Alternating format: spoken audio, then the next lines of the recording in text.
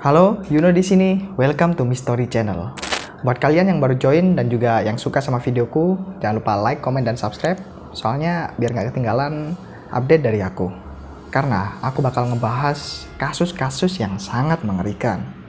Dan di video kali ini, aku bakal ngebahas sebuah kasus Casey Farrington, seorang perawat yang dihabisi sama suaminya sendiri yang merupakan mantan polisi. Dan bahkan suaminya Casey ini bekerja sama dengan polisi untuk menutupi kejahatannya itu. Jadi nggak perlu lama-lama lagi, langsung aja ke ceritanya. Kasus ini terjadi pada tahun 2014 di sebuah kota yang bernama Silver City yang berada di negara bagian New Mexico, Amerika Serikat. Korbannya adalah seorang wanita yang berusia 23 tahun yang bernama Casey Farrington. Jadi, dia ditemukan mengambang tengkurap di bak mandi rumah kontrakannya. Oke, biar jelas, aku ceritain dari awal, mulai dari background si Casey ini. Jadi, Casey ini mempunyai nama lengkap Casey Mary Brooks yang lahir pada tanggal 22 Desember 1990 di Virginia. Casey adalah anak kedua dari 4 bersaudara dari orang tua yang bernama Chuck dan juga ibunya yang bernama Darlene Brooks. Dari kecil, Casey ini dikenal sebagai anak yang berprestasi di sekolah. Dia juga ikut gerakan National Honor Society, aktif berolahraga, dan juga bercita-cita menjadi dokter suatu hari nanti. Tapi sayangnya, saat Casey ini berusia 16 tahun atau masih SMA, dia ini hamil dan akhirnya melahirkan. Nah, pas sudah lulus SMA, Casey ini langsung menikah dengan seorang pria yang bernama Bradley Farrington. Dan otomatis dia pergi meninggalkan rumah orang tuanya untuk tinggal bersama Bradley. Singkat cerita, beberapa tahun kemudian, Casey sama Bradley ini punya 2 orang anak. Tapi sayangnya hubungan rumah tangga mereka juga mulai pelan-pelan ini mulai meretak. Hingga akhirnya saat Casey berusia 22 tahun, dia akhirnya memutuskan untuk bercerai dengan Bradley. Setelah bercerai, Casey ini pindah ke kota yang bernama Silver City bersama kedua anaknya. Dan dia juga bekerja sebagai perawat di rumah sakit sekitar situ. Nah, kebetulan pas kerja di rumah sakit, ada salah satu atasannya yang kita sebut aja si C, ini punya apartemen gitu. Karena itu, akhirnya Casey ini menyewa apartemen dari atasannya untuk tinggal bersama anak-anaknya. Setahun kemudian, Casey akhirnya menjalin hubungan baru dengan seorang pria yang bernama David Berry. David ini akrab banget sama anak-anaknya Casey, dan gara-gara itu juga Casey ini jadi seneng dan jadi makin deket. Tapi Casey sama David ini emang gak buru-buru nikah dan fokus buat membangun hubungan baru mereka ini. Nah, saking senengnya, Casey ini ngasih tahu keluarga sama teman-teman kerjanya kalau semenjak kehadiran David, dia dan anak-anaknya jadi makin bahagia. Meski sebelumnya Casey ini gagal membangun rumah tangga, tapi akhirnya dia berhasil menemukan kebahagiaan dan kedamaian saat bersama David. Kemudian pada tanggal 24 Maret 2014, Casey ini nelpon orang tuanya pas habis kerja shift malam. Ya, mereka ini ngobrol-ngobrol biasa, bertukar kabar selama beberapa menit gitu. Nah, saat itu Casey ini bilang ke orang tuanya kalau abis ini dia ini pulang ngejemput anaknya, abis itu nganter sekolah, terus balik lagi ke rumah buat istirahat. Karena nanti dia harus bangun lagi buat ngejemput anaknya. Ya, Casey emang baru aja selesai kerja karena dia sebelumnya masuk shift malam. Seperti yang aku bilang sebelumnya, sebenarnya Casey ini pengen tidur atau istirahat bentar selama beberapa jam. Abis itu dia bangun buat ngejemput anaknya. Tapi ternyata saat jam pulang sekolah, salah satu staf sekolah menelpon orang tua Casey. Soalnya Casey nggak bisa dihubungin.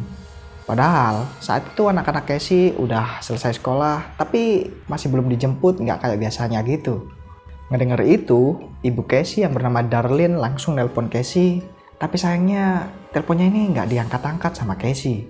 Karena itu, Darlene berpikir kalau si Casey ini mungkin ketiduran dan lupa ngeset alarm. Soalnya dia emang baru selesai kerja shift malam. Nah, karena Casey ini nggak bisa dihubungin, akhirnya Darlene nelpon si C atau si pemilik apartemen untuk meminta tolong buat ngecekin keberadaan dan juga keadaan si Casey. Nah, pas si C ini pergi ke apartemen Casey, dia nih langsung ngetuk pintunya, tapi nggak ada yang jawab. Karena itu, si C ini pergi ke belakang apartemen si Casey, terus ngintip lewat jendela pintu belakang. Nah, pas si C ini masuk, dia ngedengar suara aliran air yang sangat jelas. Karena ngerasa ada yang gak beres, si C ini langsung jalan menuju kamar mandi sambil manggil-manggil nama Casey gitu. Dan bener aja, pas si C sampai di kamar mandi, dia langsung ngeliat tubuh Casey yang tengkurap di bak mandi sambil digenangi dengan air yang terus mengalir. Seperti yang kubilang sebelumnya, si C ini atasannya Casey di rumah sakit yang tentu aja dia mempunyai skill untuk melakukan pertolongan pertama. Tapi saat itu si C ini langsung menyadari kalau dia udah telat melakukan pertolongan pertama. Soalnya tubuh Casey ini udah kaku, atau istilah medisnya rigor mortis, yang mana artinya Casey telah meninggal beberapa jam yang lalu. Karena itu si C langsung nelpon polisi dan melaporkan apa yang terjadi. Setelah mendapat laporan itu, polisi dan juga tim medis langsung pergi ke TKP. Selain itu, si C juga nelpon orang tua Casey untuk mengabarkan kalau Casey udah gak lagi hidup. Nah, sambil menunggu polisi sama tim medis datang, si C ini memeriksa kondisi rumah dan akhirnya menemukan kalau keran di kamar mandi lain itu juga terbuka. Tapi air di bathtub yang kedua ini nggak sampai amber atau mengalir berceceran gitu. Soalnya ada saluran pembuangan air yang langsung mengarah ke pembuangan. Selain itu, si C juga menemukan kalau rak handuk yang sebelumnya menempel di dinding kini udah tergeletak di lantai, terus kelihatan kayak habis dilepas paksa gitu. Nah, setelah dapat kabar dari si C, ayah dan ibu Casey ini langsung OTW ke TKP. Lalu beberapa jam kemudian, Chuck sama Darlene ini akhirnya sampai di rumah Casey atau TKP, tapi sayangnya Casey udah nggak bernyawa. Saat itu, polisi juga udah sampai di TKP dan langsung melakukan penyelidikan. Dan secara mengejutkan, polisi nggak menemukan adanya tanda-tanda masuk rumah itu secara paksa. Soalnya pintu rumahnya juga masih aman dan bisa dipakai, jendelanya masih tertutup, dan kacanya juga nggak ada yang pecah. Menurut polisi, kalau misalnya rumah itu dirampok atau dicuri, biasanya perampok atau pencuri itu mendobrak atau membuka pintu dengan paksa. Nah, seandainya kalau emang terjadi perampokan atau pencurian di rumah Casey, tapi anehnya nggak ada barang-barang Casey atau harta benda Casey yang hilang dan sampai saat ini masih utuh. Karena kejanggalan itu, polisi langsung menanyakan kepada orang tua Casey, apakah Casey ini emang pengen menghabisi nyawanya sendiri, dan juga apakah dia punya alasan untuk melakukan hal tersebut. Tentu aja, orang tua Casey langsung marah dan menolak spekulasi tersebut. Soalnya Casey gak bakal ngelakuin hal kayak gitu. Mereka yakin kalau Casey gak bakal membuat anaknya mengalami kehidupan yang kelam. Ya intinya orang tua Casey ini yakin kalau Casey masih mikirin anak-anaknya. Tapi kepala polisi malah berkali-kali bilang ke orang tua Casey kalau Casey ini emang pengen menghabisi nyawanya sendiri karena berdasarkan penyelidikan, Casey emang berbuat seolah-olah pengen mengakhiri hidupnya. Namun yang mencurigakan, biasanya TKP ini bakal diselidiki secara menyeluruh yang membutuhkan waktu berhari-hari. Tapi dalam kasus Casey ini, polisi datang ke TKP cuma beberapa jam aja setelah tubuh Casey ditemukan. Polisi juga bilang ke si C atau si pemilik apartemen kalau mulai sekarang si C udah bisa menggunakan apartemen ini seperti semula. Tentu aja, tindakan polisi ini malah membuat orang tua Casey bingung. Dan akhirnya mereka melakukan investigasi sendiri. Setelah polisi pergi, orang tua Casey mulai menguras air di bathtub yang dipakai Casey tadi. Di sana, akhirnya mereka menemukan garis-garis kecil warna hitam yang kayak goresan sepatu gitu. Selain itu, mereka juga menemukan ikat rambut Casey, kacamata, dan juga barang-barang Casey yang lainnya. Dengan ditemukannya semua bukti ini, orang tua Casey jadi mengetahui fakta kalau polisi belum memeriksa TKP secara menyeluruh, apalagi memeriksa sidik jari yang ada di sana. Karena itu, orang tua Casey jadi bertanya-tanya, kenapa sih polisi ini pengen cepet-cepet nutup kasus putri mereka? Padahal, menurut laporan tim forensik, ditemukan banyak memar di tubuh Casey termasuk di lehernya. Menurut tim forensik, Casey ini meninggal gara-gara dihabisi, tapi metodenya masih belum bisa ditentukan. Soalnya, setelah kasus Casey diselidiki, si C atau si pemilik apartemen telah membersihkan TKP dan juga merenovasi rumahnya sedikit seiring berjalannya waktu. Lalu beberapa bulan kemudian, David atau pacar baru Casey diselidiki sama polisi dan diduga sebagai tersangka. Soalnya, polisi punya alibi yang kuat untuk menuduh atau menganggap David ini sebagai tersangka. Tapi karena tuduhan itu nggak bisa dibuktikan sama polisi, akhirnya polisi berhenti menyelidiki si David ini. Semakin lama waktu berlalu, orang tua Casey jadi makin yakin kalau polisi nggak terlalu peduli sama kasus Casey. Karena itu, orang tua Casey menemui kepala jaksa setempat untuk meminta detektif yang bernama Jose Sanchez diberhentikan menangani kasus putri mereka. Setelah mengamati kasus tersebut, akhirnya jaksa menyetujui permintaan orang tua Casey karena detektif Sanchez ini emang melakukan banyak kesalahan. Karena itu, akhirnya detektif Sanchez diberhentikan dari kasus ini dan digantikan sama seorang detektif yang lebih berpengalaman untuk menyelidiki kasus Casey. Sebenarnya dari awal keluarga sama teman dekat Casey ini udah punya feeling kalau Bradley Farrington atau suami Casey ini pengen menghabisi Casey. Karena sebelum Casey meninggal, dia sama Bradley ini sempat berselisih pendapat dan saling berusaha untuk mendapatkan hak asuh anak mereka saat di persidangan perceraian mereka. Bradley melakukan hal itu soalnya dia tahu karena pengadilan akan memberikan hak asuhnya kepada Casey karena dianggap menguntungkan bagi anak-anak mereka. Nah, dari sini kita jadi tahu kalau Bradley adalah satu-satunya orang yang mendapat keuntungan dari meninggalnya Casey. Karena Bradley akan mendapat hak asuh atas anak-anaknya dan dia juga akan terbebas dari kewajiban untuk membayar tunjangan anak.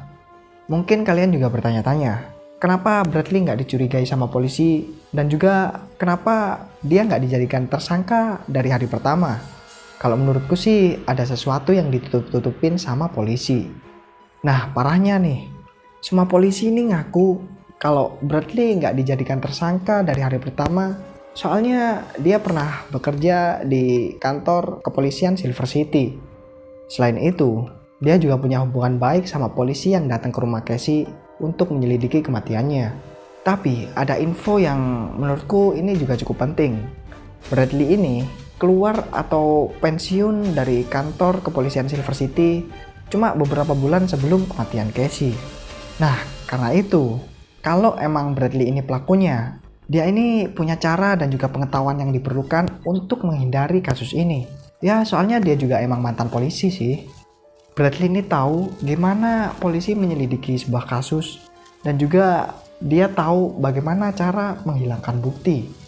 Hal itu bisa kita lihat karena Bradley ini sengaja membuka keran air sampai air mengalir keluar untuk menghilangkan kemungkinan bekas DNA di tubuh Casey dan juga untuk menghilangkan bekas atau jejak sepatunya di lantai. Meski begitu, tetap ada sebuah bukti di TKP yang mungkin bisa menghubungkan Bradley dengan kasus kematian Casey. Tapi sayangnya, rumah atau TKP udah hilang karena direnovasi dan gara-gara itu juga kinerja polisi jadi dianggap atau dicap buruk oleh masyarakat. Karena itu, satu-satunya cara untuk meminta pertanggungjawaban Bradley adalah melalui kesaksian dari saksi mata. Karena sebelum Casey meninggal, dia bilang ke orang tuanya kalau Bradley ini sering melakukan KDRT ke dia dan juga anak-anaknya. Gak cuma itu, Bradley juga nyuruh Casey buat lapor ke polisi, tapi dengan nada yang kayak ngejek gitu. Soalnya Bradley tahu kalau dia kebal hukum karena saat itu dia masih bertugas di kepolisian Silver City. Gimana menurut kalian? Aku masih belum bisa bayangin gimana hidup sebagai seorang Casey. Bayangin aja, kalian gak bisa minta bantuan atau bikin laporan ke polisi. Padahal suami atau istri atau pasangan kalian ini melakukan KDRT cuma gara-gara teman-teman pasangan kalian ini juga polisi. Ya kemungkinan besar teman-teman pasangan kalian ini gak bakal ngebelain kalian kan. Selain itu, Casey juga sempat curhat ke teman kerjanya kalau Bradley sempat ngancem dia. Kamu bakal kuhabisi dan kuhilangkan dari muka bumi tanpa ada seorang pun yang tahu. Kira-kira Bradley bilang kayak gitu. Selain itu, ada cerita lagi saat Casey pergi ke kantor asuransi di kota Silver City, dia kelihatan kayak takut banget. Kemudian dia bilang ke staf yang bekerja di sana kalau suaminya berniat menghabisi nyawanya dengan cara menyetir mobilnya ugal-ugalan dan bahkan sempat sampai keluar dari aspal. Setelah semua cerita itu, akhirnya Casey ditemukan meninggal pada tanggal 24 Maret 2014. Lalu pada tanggal 23 Oktober 2015, Bradley yang saat itu udah berusia 28 tahun akhirnya ditangkap sama polisi. Tapi pas di persidangan dia masih nggak mau ngaku kalau dia bukanlah orang yang menghabisi Casey dan dia nggak bersalah. Tapi sekali lagi perlu dicatat, gara-gara kinerja polisi yang kurang bagus. Hal itu membuat jaksa nggak bisa menemukan bukti fisik yang menghubungkan Bradley dengan kematian Casey. Karena itu, hakim mengambil tindakan yang nggak biasa atau bisa dibilang juga mind-blowing. Hakim mengizinkan orang-orang yang mewakili Casey untuk memberikan kesaksiannya. Mungkin aja Casey ini pernah curhat atau cerita tentang masalah ini. Karena itu, jaksa penuntut memperkenalkan banyak saksi kepada juri, termasuk orang tua Casey, teman-teman dekatnya, dan juga teman kerja Casey yang pernah diceritain tentang KDRT yang dilakukan sama Bradley. Selain itu, Dr. Michael Hunter, seorang ahli forensik yang sangat terkenal di San Francisco, juga hadir di persidangan untuk dimintai kesaksian. Dengan pengalamannya yang lebih dari 20 tahun, Dr. Hunter berhasil membuktikan kepada juri dengan menunjukkan semua foto otopsi Casey.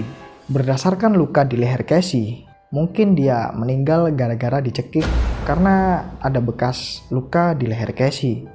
Kemudian ada juga salah satu saksi yang datang ke persidangan, yaitu Detektif Sanchez yang saat itu udah pensiun dari kepolisian. Karena seperti yang kita ketahui, Detektif Sanchez juga pernah menangani kasus dari Casey ini. Lalu saat di persidangan, Detektif Sanchez menyatakan kalau dia nggak memperlakukan Bradley sebagai tersangka karena emang nggak ada alasan untuk melakukan hal itu. Detektif Sanchez juga mengaku kalau dia nggak mengambil sidik jari apapun dari rumah Casey. Rumah yang diduga TKP ini terlalu bersih. Saya yakin TKP ini sudah dibersihkan sama pelaku saat dia sudah selesai melakukan kejahatannya. Karena itu, saya nggak mencari sidik jari. Begitu kata Detektif Sanchez. Setelah 4,5 jam melakukan persidangan, akhirnya juri memberikan vonis kepada Bradley. Lalu pada tanggal 7 September 2018, Bradley akhirnya dijatuhi hukuman penjara seumur hidup dan kemungkinan akan dibebaskan secara bersyarat setelah 30 tahun berlalu. 2 tahun kemudian, pada tahun 2020, Bradley mengajukan banding ke Mahkamah Agung New Mexico. Dalam bandingnya, Bradley berpendapat kalau seharusnya pengadilan nggak mengizinkan kesaksian dari keluarga, teman dekat, dan juga rekan kerja Casey yang menceritakan kembali tentang ancaman dan juga KDRT yang dilakukan Bradley.